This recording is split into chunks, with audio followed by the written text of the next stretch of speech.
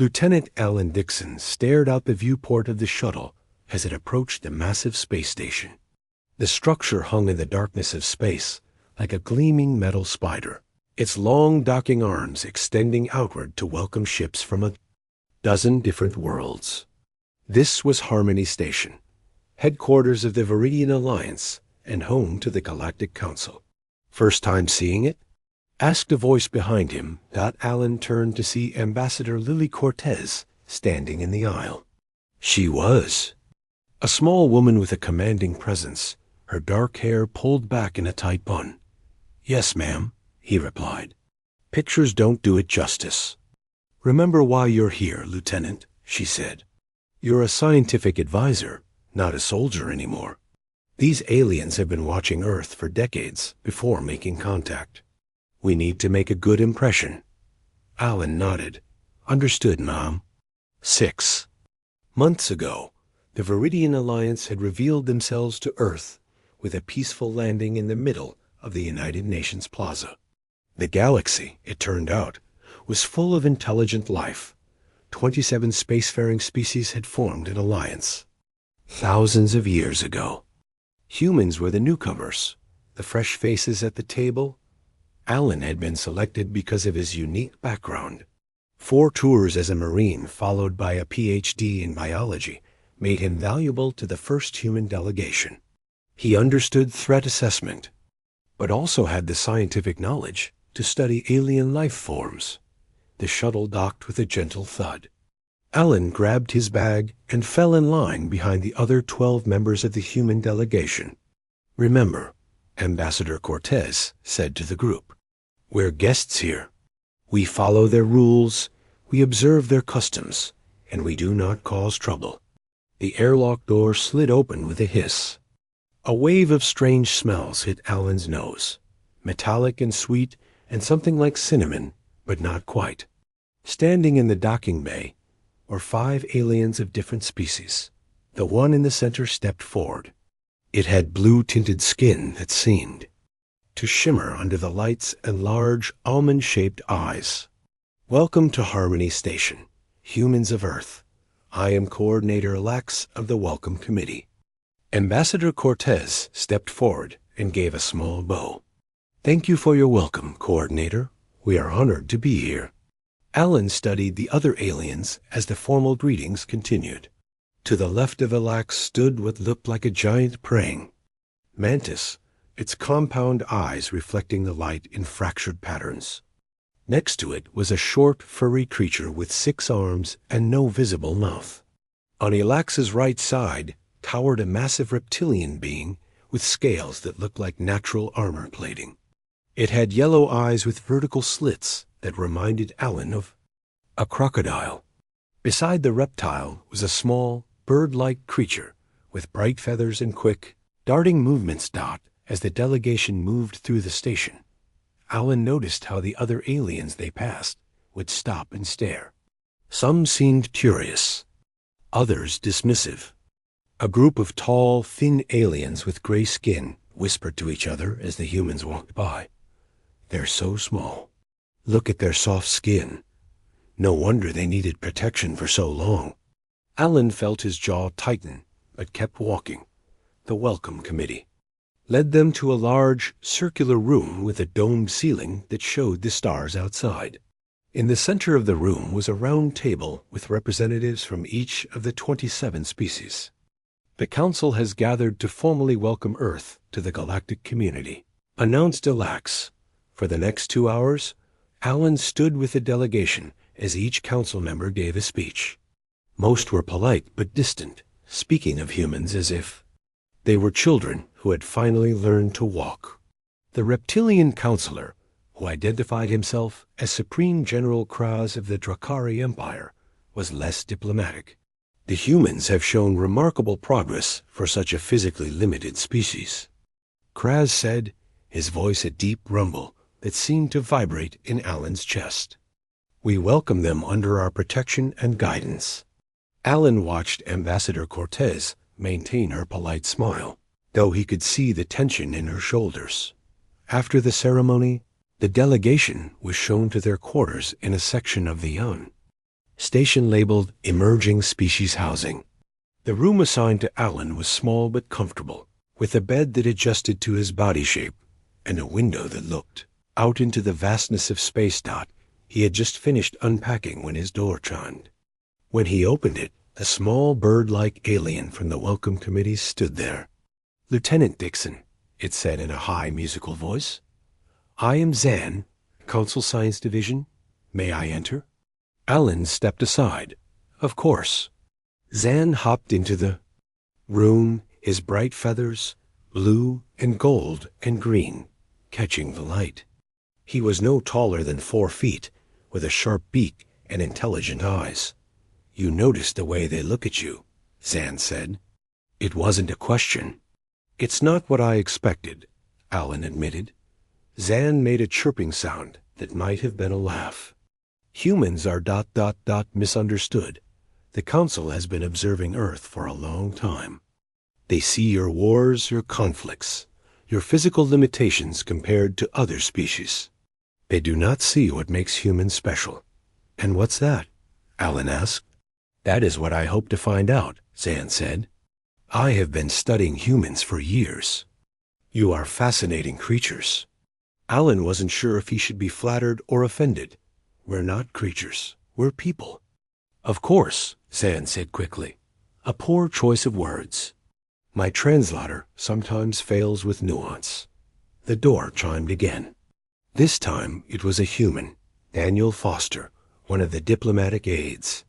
"Lieutenant Dixon, the ambassador requests your presence at the welcome dinner in 1 hour," Foster said. After Foster left, Zan moved toward the door. "A word of advice, Lieutenant. The Drokari, the large reptilians, they hold great influence in the Council. They also hold great contempt for what they see as weaker species. Be careful around them. I've dealt with bullies before." Alan said, "Not like this," Zan replied, his voice suddenly serious. "Did you hear them mention the arena or the proving?" "I might have," Alan said, remembering a snippet of conversation he'd overheard. "Pray you never learn what those terms mean," Zan said, and then he was gone. The welcome dinner was held in a massive hall with tables arranged by species. The human delegation sat together at a small table near the back. Alan noticed that the food served to each species was different. The humans received what looked like an attempt at Earth cuisine, something resembling pasta and a meat that wasn't quite beef. Across the room, the Drokari table was loud with laughter and boasting. They tore into raw meat with sharp teeth and drank from large mugs that steamed. "Lieutenant Dixon," Ambassador Cortez said quietly from beside him. "I saw you speaking with the Avani scientist. What did he want?" "Just being friendly, I think," Alan replied. "He seems curious about humans." "Be careful what you say to any of them," she warned. "We're still learning the politics here. One wrong word to the wrong alien could set back our position." "What exactly is our position?" Alan asked. The ambassador hesitated. "That's still being determined. The Alliance has a hierarchy system.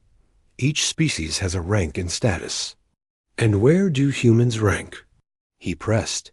Before she could answer, a commotion broke out. At the Drokari table, one of the massive reptilians had stood up, towering over everyone else in the room at nearly 8 feet tall. Its scales were a deep red with black stripes, and a frill of spikes circled its head like a crown. "I am General Vexther, champion of the Drokari Empire." It roared. "Who among you will face me in the arena?" The room fell silent. The Drokari general's yellow eyes scanned the crowd, finally landing on the human table. "What about one of our new friends?" Vexther said, his voice dripping with mockery. "Do the humans have a champion?" Ambassador Cortez stood up quickly.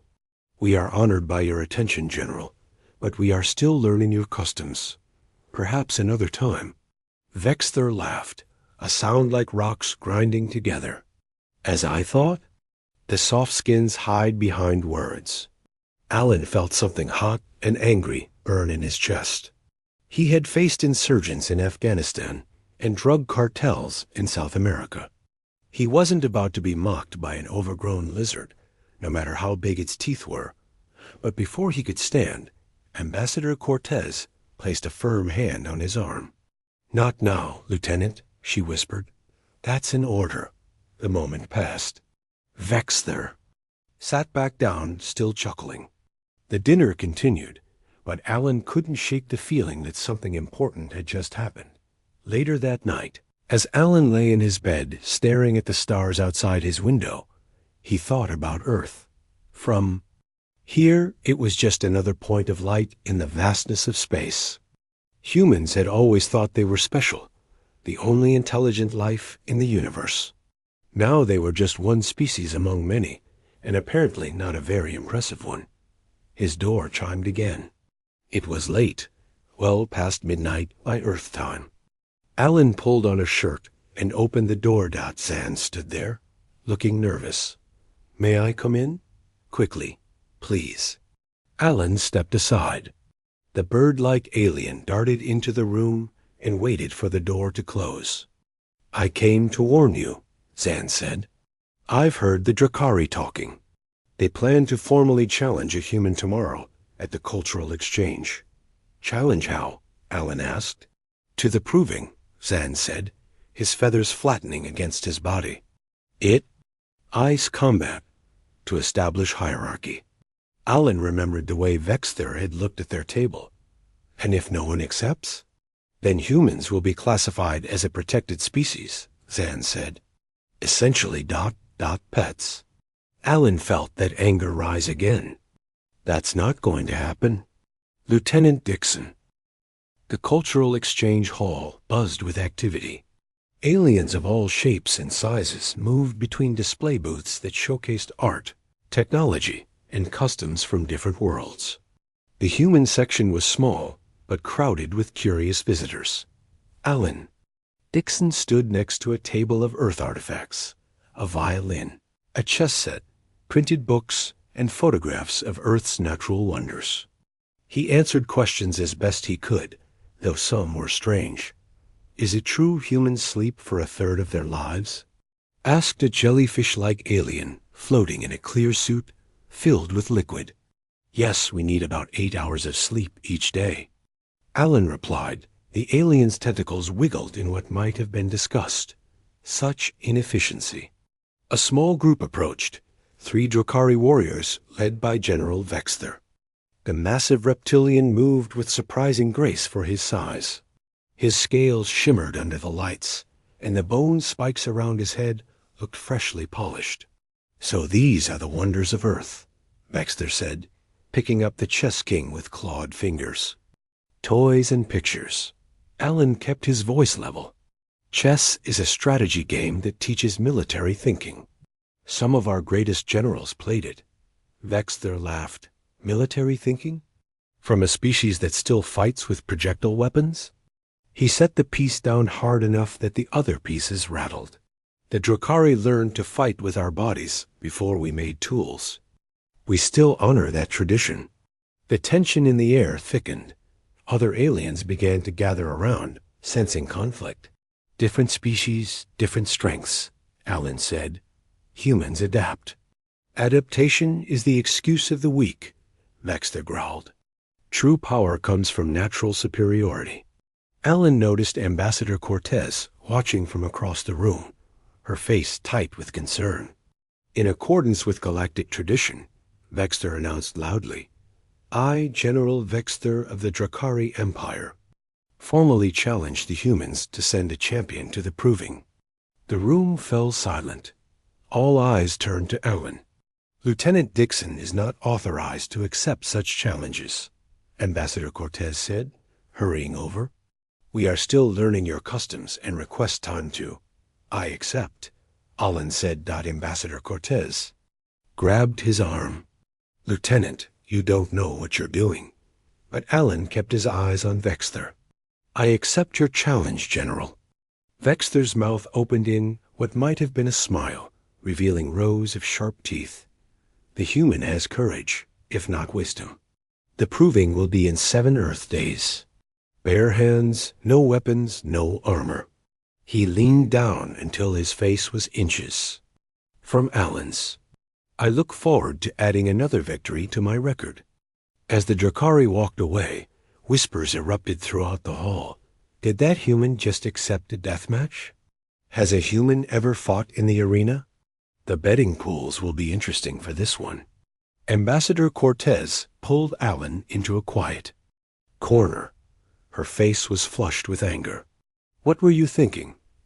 Do you have any idea what you've just done? I couldn't let them classify us as pets, Alan said. So instead you're going to get yourself killed? She ran a hand through her hair. The proving is combat to the death, Lieutenant. Vexter has killed 14 opponents. 14. Alan felt a chill run down his spine, but kept his expression neutral.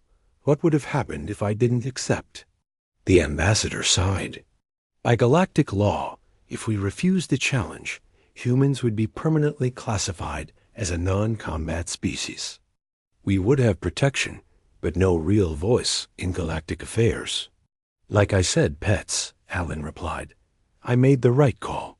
I hope you still think so when you're facing that monster, she said. Report to my office in 1 hour. We need to discuss this with the rest of the delegation.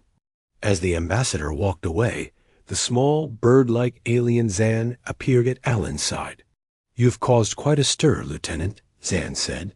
The proving hasn't had a new species participant in over 200 years.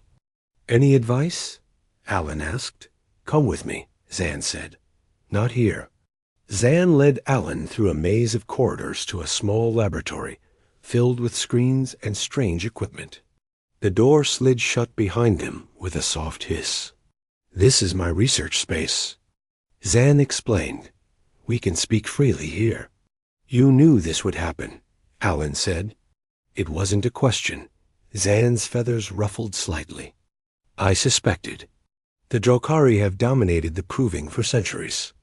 They use it to maintain their high status in the council. And now I have to fight their champion, Alan said. Yes, Zan said. He moved to a console and tapped a series of symbols.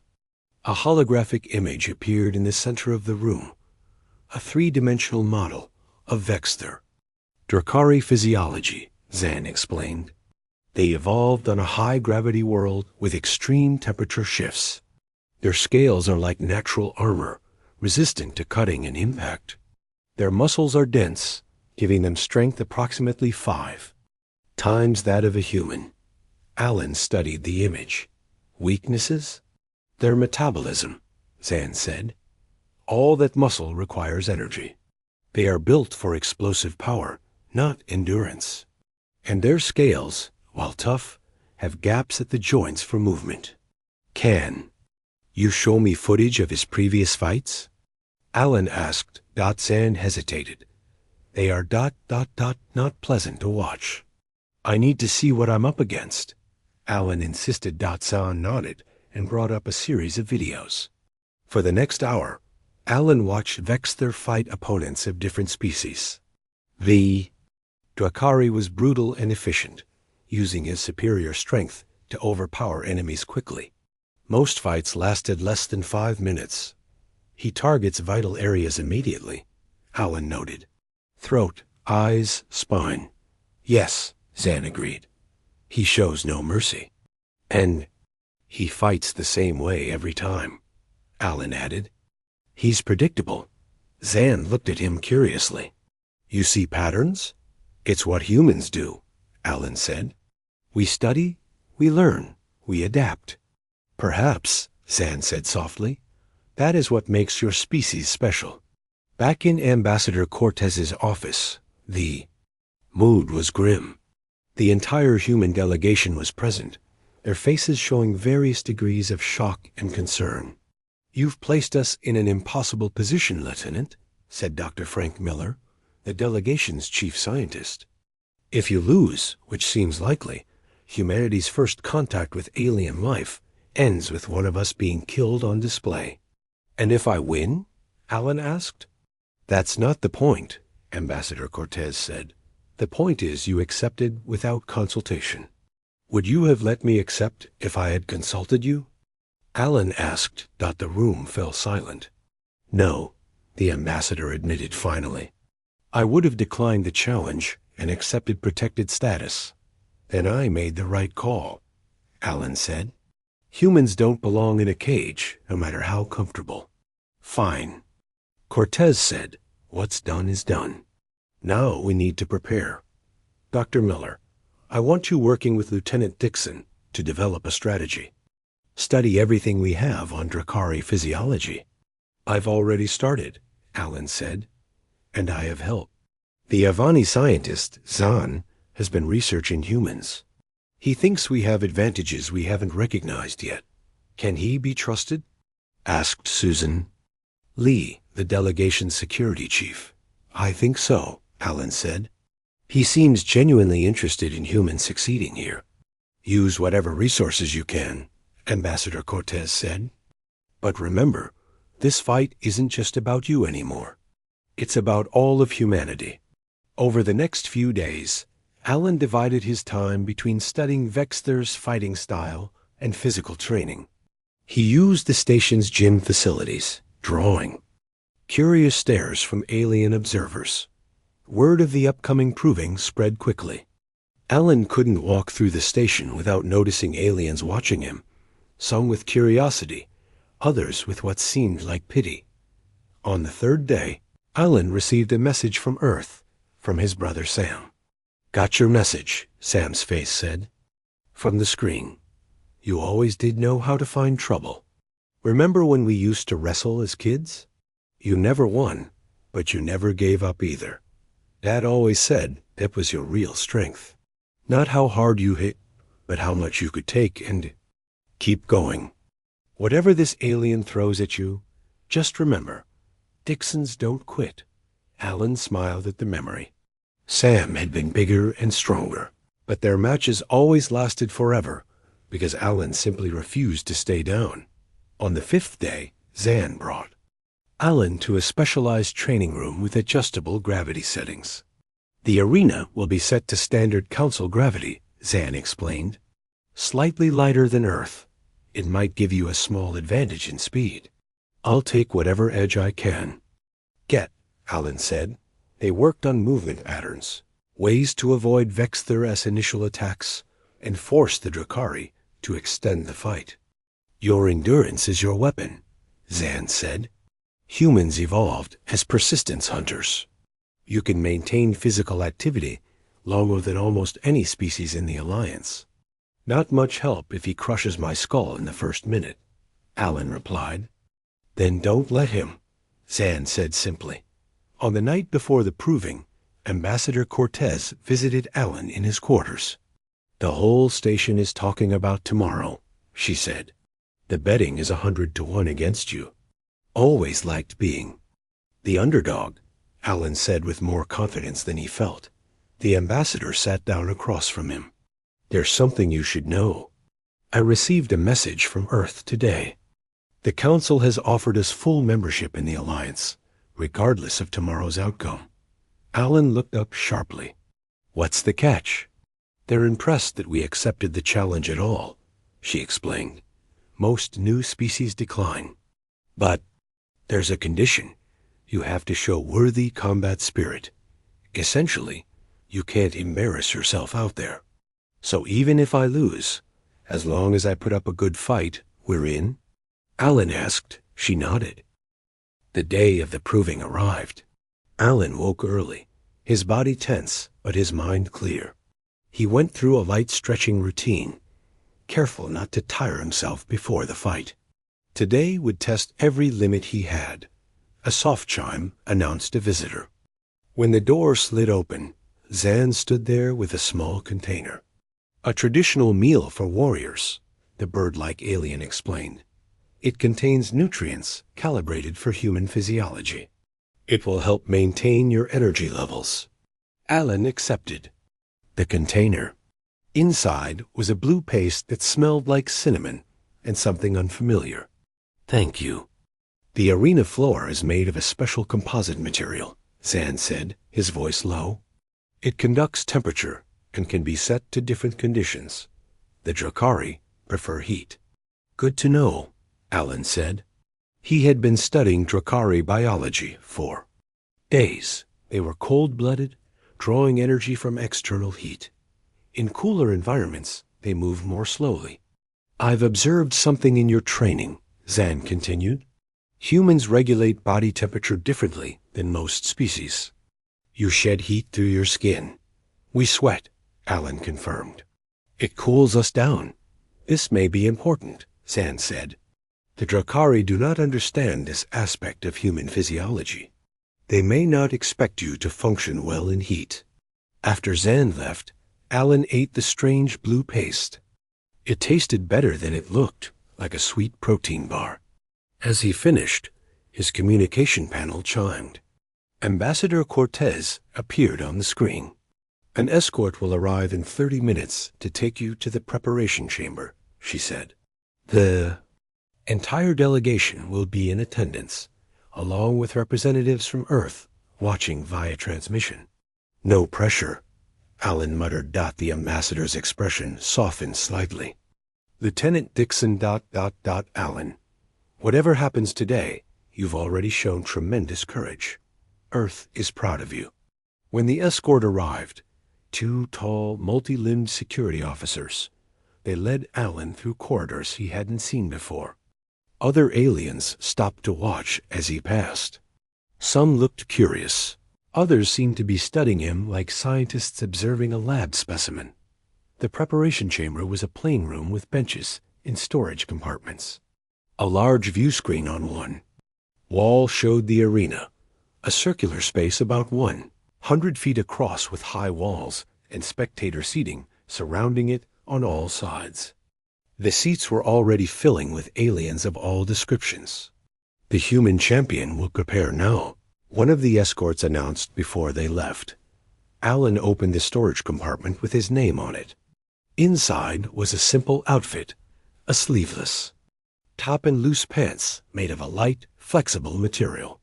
No shoes, no protection of any kind. Just as Vexter had said, bare hands, no weapons, no armor. As he changed, Alan felt surprisingly calm. He had faced death before, in firefights and ambush during his Marine days. Fear was an old companion. The key was not letting it control you. A low tone sounded, and a voice came over the speakers. The proving will commence in 10 minutes. Champions, prepare for entry. The view screen switched to show another preparation chamber where Vexter was going through an elaborate stretching routine. The Drakari's scales gleamed with some kind of oil, and his muscular body rippled with power. He looked even bigger than Alan remembered. You can do this, Alan told himself. Not about winning. It's about showing what humans can do.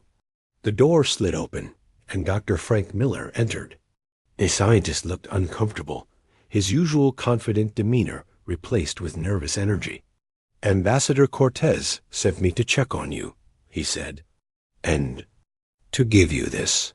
He handed Alan a small object, a smooth stone with the earth painted on it. It was meant to be a gift for the council, but she thought you should have it today. Thanks, Alan said, slipping the stone into his pocket. I've been analyzing the Drakari, Dr. Miller said. Their muscle density is remarkable, but it creates a weakness. They tire quickly under sustained exertion. I know, Alan replied. I'm planning to use that. Dr. Miller nodded. There's something else. The arena environment can be adjusted during the match. Tradition allows each champion to request one environmental change. Use it wisely. Before Alan could ask more questions, the tone sounded again. Champions will now enter the arena. Dr. Miller placed a hand on Alan's shoulder. Remember your training. Remember what you're fighting for. As the scientist left, a section of wall slid open, revealing a short corridor that led to the arena. Alan took a deep breath and walked forward. The roar of the crowd hit him first. Thousands of alien voices creating a wall of sound unlike anything he had ever heard. The arena was massive, larger than it had appeared on the view screen. The floor was a dark gray material that felt slightly springy under his bare feet. Across the arena, another door opened, and Vexter emerged. The Drakari stood nearly 8 feet tall, his red and black scales catching the light. The bone crest around his head was adorned with metal rings that clinked together as he moved. He raised his arms, and the crowd roared louder. A floating platform descended from above. On it stood a tall, thin alien with gray skin and large, black eyes. It wore elaborate robes covered in symbols. "Witnesses of the Viridian Alliance," the alien announced, its voice amplified to reach every corner of the arena. "We gather today for the sacred ritual of the proving. Through combat, we determine the true nature of species. Through struggle, we reveal worth." The crowd fell silent. "Today, we witness a new species in the arena. Humanity, represented by Lieutenant Alan Dixon of Earth." A section of the crowd, the human delegation, cheered. Their voices sounded small in the vast. "Space, challenging is General Vexter of the Drakari Empire, undefeated champion with 14 victories." The Drakari sections of the crowd stomped and roared. "The rules are simple," the announcer continued. "Combat continues until submission or death. No weapons, no armor. Each champion may request one environmental adjustment during the match. The council observes and judges the combat spirit shown." The platform rose back toward the ceiling. Champions approached the center. Alan walked forward, his heart pounding but his steps steady. Vexter did the same, moving with surprising grace for his size. They stopped a few feet apart. "I will make this quick, human," Vexter said, his voice a low rumble. "For your species' sake." "Don't do me any favors," Alan replied. A tone sounded. "Sharp and clear. Begin." Vexter moved with shocking speed, lunging forward with clawed hands extended. Alan barely managed to dodge, feeling the rush of air as the Drakari's claws missed his face by inches. He backpedaled, creating distance, but Vexter pressed forward relentlessly. The Drakari's fighting style was aggressive, using his superior reach and strength to overwhelm opponents quickly. Alan ducked under another swipe and moved to the side, using his smaller size for mobility. He remembered Zan's advice: make him work, make him chase you, stand and fight. Vexter growled, clearly annoyed that Alan kept avoiding direct engagement. "I am fighting," Alan replied, circling away. "Just not how you want me to." The crowd was getting restless. They had expected a quick, brutal finish. Instead, they were watching a human avoid combat. Vexter charged again, faster this time. Alan tried to sidestep, but the Drakari anticipated. The move. A heavy blow caught Alan in the ribs, sending him tumbling across the arena floor. Pain exploded in his side. Nothing broken, but it hurt to breathe. Before he could fully recover, Vexter was on him again. Alan rolled away from a stomp that would have crushed his skull, scrambling back to his feet despite the pain. "First blood to me," Vexter said, showing his teeth in what might have been a smile. Alan felt a warm trickle down his side where the Drakari's claws had grazed him. The cut wasn't deep, but it stung. The crowd was cheering now, excited by the sight of blood. Alan heard someone near the human section shout, "Get up, Dixon! Keep moving!" 5 minutes became 10. 10 became 15. Alan continued his strategy of movement, occasionally landing quick strikes to vex the wrist joints before dancing away. None of his blows seemed to have much effect, but he noticed the Drakari was breathing harder, his movements becoming slightly slower. "Stand and die with honor." Vexter roared, clearly frustrated. "I'd rather love, thanks," Alan replied, dodging another attack. 20 minutes into the fight, Alan was tiring, but still moving.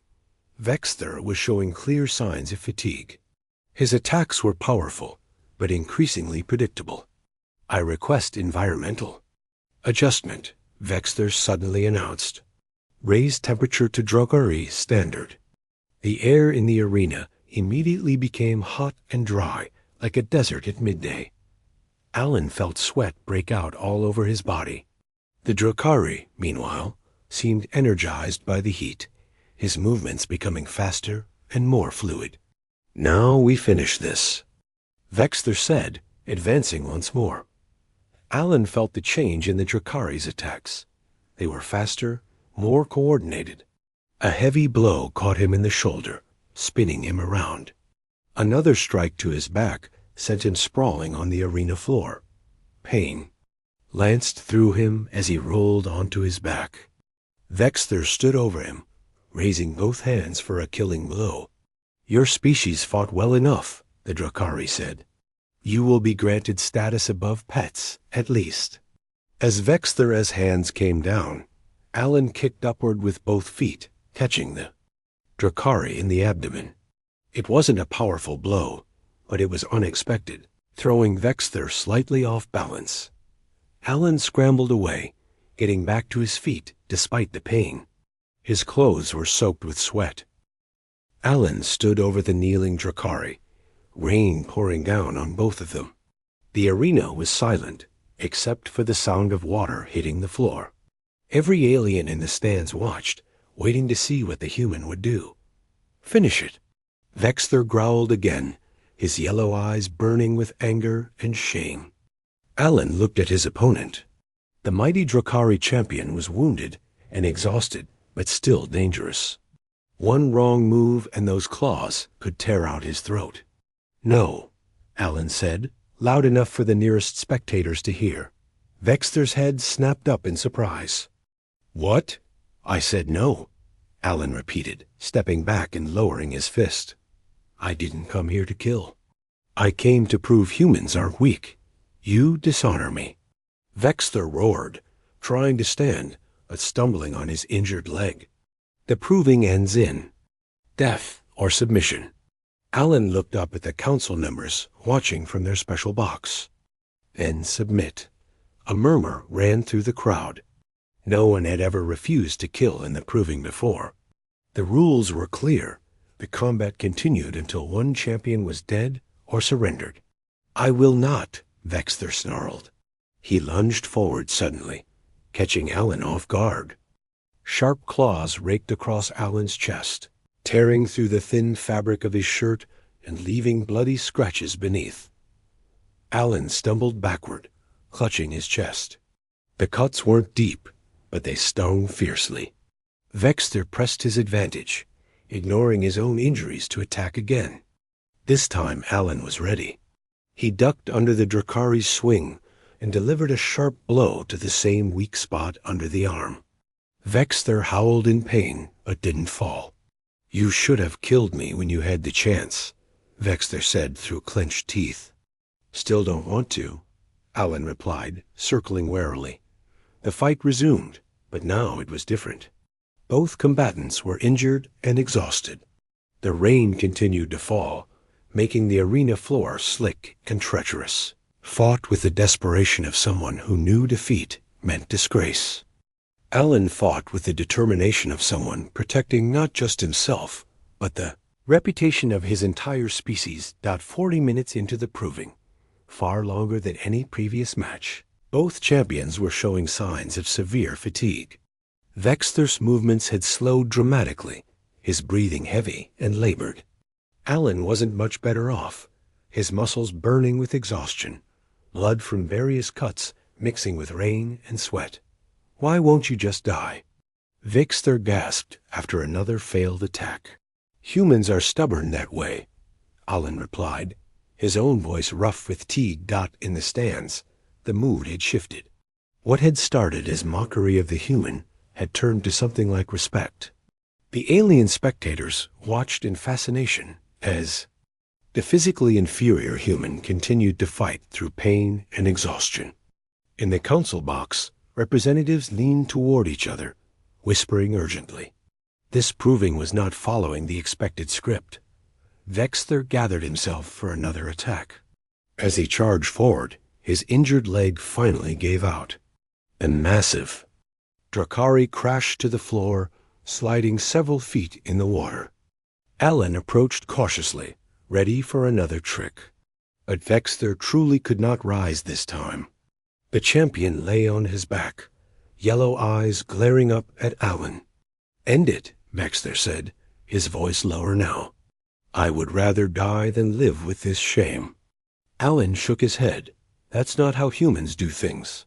He turned to face the council box. "This fight is over. I claim victory by incapacitation." The announcer's platform descended once more. The gray-skinned alien looked confused, consulting a small device in its hand. "This is unprecedented," the announcer said. "The proving traditionally ends in death or verbal submission." "Then I'm starting a new tradition," Alan replied, loud enough for everyone to hear. "On Earth, we don't kill opponents who can't fight back. That's not strength. It's cruelty." A buzz of conversation spread through the arena as aliens discussed this strange human concept. "The human shows mercy," someone in the crowd said. "Is it mercy or weakness?" Another responded. The announcer conferred with other officials for several tense moments. Finally, it raised its arms for silence. "The council has ruled," the announcer declared. "Victory may be claimed by incapacitation if the victor chooses to spare the defeated. Lieutenant Alan Dixon of Earth is declared the winner of this proving." A stunned silence fell over the arena, quickly broken by cheers from the human section. Soon, other aliens joined in, not all, but enough to create a respectable applause. Medical teams rushed onto the arena floor. Some attended to Alan, applying sprays that instantly numbed his pain and closed his wounds.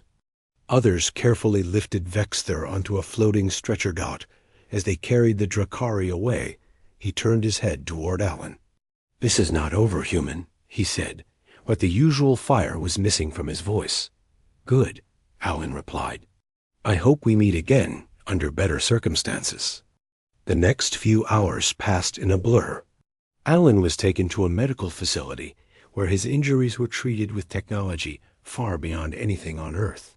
By the time Ambassador Cortez came to see him, he felt almost normal again, though thoroughly exhausted. "You've done something remarkable today," she said, sitting beside his bed. "The council is in an uproar." "Good uproar or bad uproar?" Alan asked. "Both," she said with a small smile.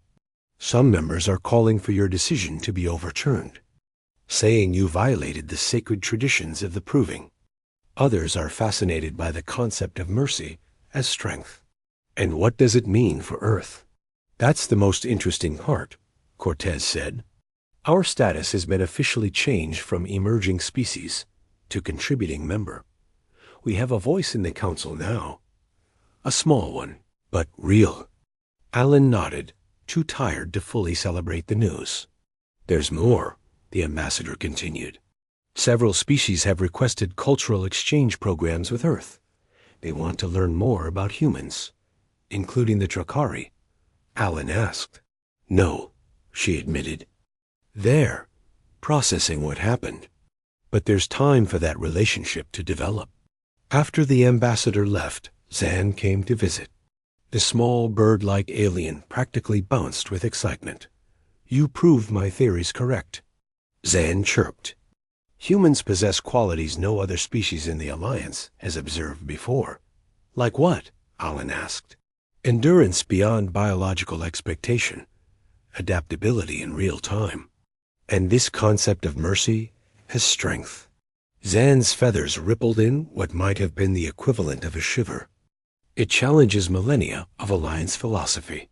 "We just call it being human," Alan said. "Perhaps that is enough," Zan replied. The next day, Alan was cleared to return to the human quarters. As he walked through the corridors of the station, he noticed a change in how aliens looked at him. There was still curiosity, but now it was tinged with something new: respect. When he reached the human section, The entire delegation was waiting. They broke into applause as he entered. Dr. Miller stepped forward and shook his hand vigorously. "Remarkable demonstration of human capabilities," the scientist said. "I've already begun compiling data on how you were able to overcome the biological advantages of the Drakari." "Give the man some space," Ambassador Cortez said, stepping in. "He's earned a rest." But there was little time for rest. Over the next few days, Alan found himself the center of attention. Representatives from various species requested meetings, asking questions about human culture, biology, and philosophy. "Is it true humans fight wars against other humans?" asked a jellyfish-like alien. "Yes," Alan admitted. "We haven't always been peaceful. Yet you showed mercy to an enemy who would have killed you," said a furry creature with 6 eyes. "This seems contradictory." "Humans are full of contradictions," Alan replied. "We're still figuring ourselves out." On the 4th day after the proving, a surprising visitor arrived at Alan's quarters, a young Drakari, smaller than Vexther, but still imposing compared to a human. "I am Kroztek, nephew of General Vexther," the Drakari said stiffly. "I come at my uncle's request. Is he recovering well?" Alan asked that the young Drakari seemed surprised by the question. "His body heals. His pride. That will take longer." "I understand." "He sent me to ask you something," Kroztek continued. "Why did you spare him? In his position, he would have killed you without hesitation." Alan considered the question carefully, because that's not what humans are about. We can kill when we have to, but we don't take lives unnecessarily. Your uncle was defeated. Killing him wouldn't have proven anything more. Kroztek's head tilted slightly. "Among the Drakari, mercy is for the weak or the young, never for enemies." "Maybe that's something worth reconsidering," Alan suggested. The young Drakari was quiet for a moment. "There is another reason for my visit. Several young warriors, myself included, wish to learn more about human fighting techniques. Your endurance and adaptability. They are qualities we have not studied before." Alan smiled. "I'd be happy to show you what I know, though I'm no expert." "My uncle said you would refuse," Kroztek admitted. "He will be, surprised by your answer." After the young Drakari left, Alan looked out the viewport in his quarters at the stars beyond. Somewhere out there was Earth, still largely unaware of how its place in the galaxy had just changed. A chime announced another visitor. This time it was Ambassador Cortez. "The Council has requested your presence," she said. "They've made a decision about Earth's status going forward." "Good news or bad news?" Alan asked. "Unprecedented news," she replied. "They want to create a new classification for humans." The Grand Council chamber was unlike anything Alan had seen before. The massive circular room had tiered seating that rose up along the walls, with representatives from all 27 species of the Viridian Alliance in attendance. The ceiling was a dome of some transparent material that showed the stars beyond, while the floor was inlaid with symbols representing each member species. Alan stood in the center of the chamber beside Ambassador Cortez. Despite his newly healed injuries, he stood straight and tall, conscious of the thousands of alien eyes watching him. The head counselor, an elderly Alaxian with pale blue skin and silver markings on his face, stepped forward. "Lieutenant Alan Dixon of Earth," the counselor said, his voice amplified throughout the chamber. "Your performance in the proving has caused us to reconsider many things." A murmur ran through the assembled representatives. "For 10,000 years, the proving has served as our means of establishing hierarchy among species," the counselor continued. "Strength, speed, natural weaponry, these were the qualities we valued. Yet you have demonstrated that other qualities may be equally important." Alan noticed Zan watching from a section reserved for scientific advisors. The bird-like alien gave a small nod of encouragement. "The Science Division has presented new data on human physiology," the counselor said. Your endurance exceeds that of any known species. Your thermal regulation system is uniquely efficient. Your adaptability in combat situations suggests cognitive flexibility beyond our models. Ambassador Cortez leaned close to Alan. "They've been studying you very carefully," she whispered. "But most intriguing," the counselor went on, "is this concept you demonstrated, mercy as strength. Our traditions hold that the strong destroy the weak. You suggest an alternative philosophy." Alan glanced at the Drukari section.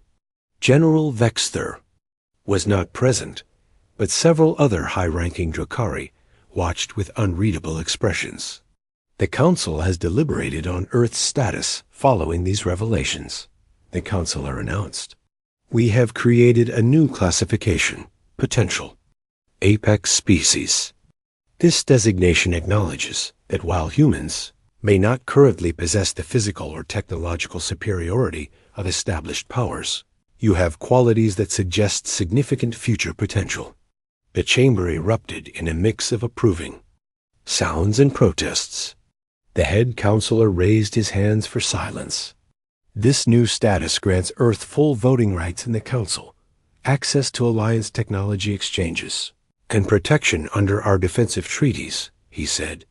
"It also places certain responsibilities upon your species. You will be expected to contribute to Alliance scientific and cultural development." Ambassador Cortez stepped forward. "Earth accepts these terms and responsibilities. We look forward to sharing our knowledge and learning from our new allies." "There is one more matter," the counselor said, turning to Alan. "As the champion who has redefined the proving, you are granted the honor of naming a new addition to our sacred traditions. What shall we call the victory by incapacitation without death?" Alan hadn't expected this. He thought for a moment, aware of the importance of his answer. "On Earth, we have a concept called honorable victory," he said finally. "It means winning, while respecting your opponent's dignity in life." A counselor nodded. "Then it shall be known as the victory of honor. Future champions may choose this path if they prove capable of it." As the council session concluded, representatives came forward to meet the humans. Some were genuinely curious, others clearly assessing potential threats or allies. Politics, it seemed, was universal. A group of Drukari approached, led by a female with iridescent green scales and a more elaborate head crest than the males. "I am High Commander Shatrix of the Drukari Imperial Fleet," she said. Her voice was deeper than a human female's, but higher than Vexther's rumbling tones. "Your victory has caused much discussion among my people. I hope it leads to positive changes," Alan said carefully. "Change does not come easily to the Drukari," she replied. "For 1,000 years, we have dominated the proving. Now we must reconsider our understanding of strength. Different species, different strengths," Alan said, echoing his words from before the fight. "Indeed," Shatrix said, "the young warriors who seek to learn from you, do not underestimate their importance. They are the future leaders of our military." After the Drukari departed, Zan hurried over, practically vibrating with excitement. "This is revolutionary," the scientist chirped. "The Council has never created a new classification before. They simply fit new species into existing categories." "What exactly does potential apex species mean?" Alan asked. "It means the Alliance recognizes that humans have qualities that could eventually make you dominant," Zan explained. "Not just militarily, but culturally and philosophically." "That sounds like they're worried about us," Ambassador Cortez observed. "With good reason," Zan said. "My research suggests humans adapt and advance faster than any species we've encountered. What took the Alaxians 1,000 years to develop, humans might achieve in a century." Over the next few days, Alan found himself conducting informal training, sessions with aliens interested in human fighting techniques. The most dedicated students were the young Drukari warriors, led by Crosstech. Their natural strength and armor made them formidable, but they lacked the endurance and adaptability that had given Alan his edge. "Your uncle is still angry with me?" Alan asked Kroztek during a break in training. The young Drakari made a gesture. That might have been the equivalent of a shrug. "He is angry with himself more than you. He has requested reassignment to a frontier outpost to restore his honor." "I never meant to shame him," Alan said. "Yet you revealed a weakness in our approach." "To combat," Kroztek replied. "For 1,000 years, the Drakari have relied on superior strength and natural weapons.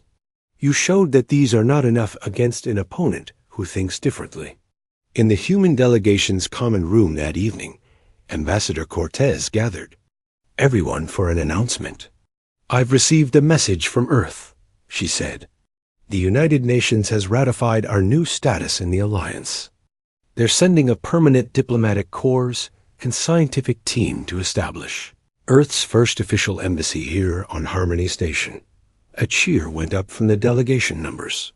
"Lieutenant Dixon," the ambassador continued, "you've been specially requested to remain as military attaché and liaison to the Alliance Defense Forces." Alan blinked in surprise. "I'm a biologist, not a diplomat." "You're the human who changed how the entire Alliance views our species," Cortez replied. "That makes you uniquely qualified." Later that night, unable to sleep, Alan wandered to an observation deck that offered a spectacular view of space.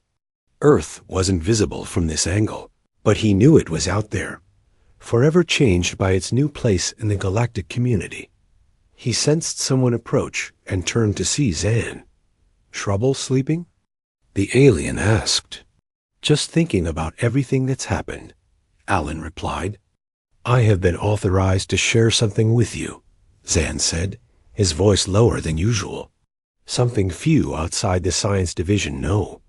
Alan raised an eyebrow questioningly. "The Alliance has been observing Earth for much longer than we." "Officially claimed," Zan explained. "Not decades, centuries. We watched as humans developed from primitive agrarian societies to a spacefaring civilization in a fraction of the time it took other species." "Why keep that secret?" Alan asked. "Because it frightened many council members," Zan admitted. "Your rate of advancement is unprecedented. Some wanted to contain humans, limit your growth. Others argued for making contact to guide your development." "And which side were you on?" "I believed we should wait and observe," Zan said. "I wanted to understand what makes humans different before we revealed ourselves." "And now?" Alan asked. "Now I believe the Alliance needs humans as much as you need us," Zan replied. "Your species thinks differently. You find solutions others would never consider." Their conversation was interrupted by a soft chime. A holographic message appeared in the air before them, a request for Alan's presence in the medical center dot. When Alan arrived, he was surprised to find General Vexter sitting on an examination table. The Drakari champion looked different. Some of his scale coloration had faded, and he seemed smaller somehow, though still imposing by human standards. "You came," Vexter said, his voice lacking its usual rumble. "You asked to see me," Alan replied. The Drakari was silent for a moment. "The medical team says my injuries will never fully heal. I will always favor my right leg now." "I'm sorry to hear that," Alan said, and meant it. "Are you?" Vexter asked, studying Alan's face. "You could have killed me. By our traditions, you should have. Instead, you showed ... mercy." He said the word as if it tasted strange. "It was the right thing to do," Alan said simply. "For a human, perhaps," Vexter replied. "The young ones, Kroztek and the others, they speak highly of your training. Methods. They say you teach them to fight smarter, not just harder." "They're good students," Alan said. Vexter nodded slowly. "I am being reassigned to train our frontier forces. Before I go, I wanted to understand, why did you really spare me?" Alan thought carefully before answering. Humans have a saying: the true measure of a person is how they treat someone who can do nothing for them. You were defeated. Killing you wouldn't have proven anything more about human strength.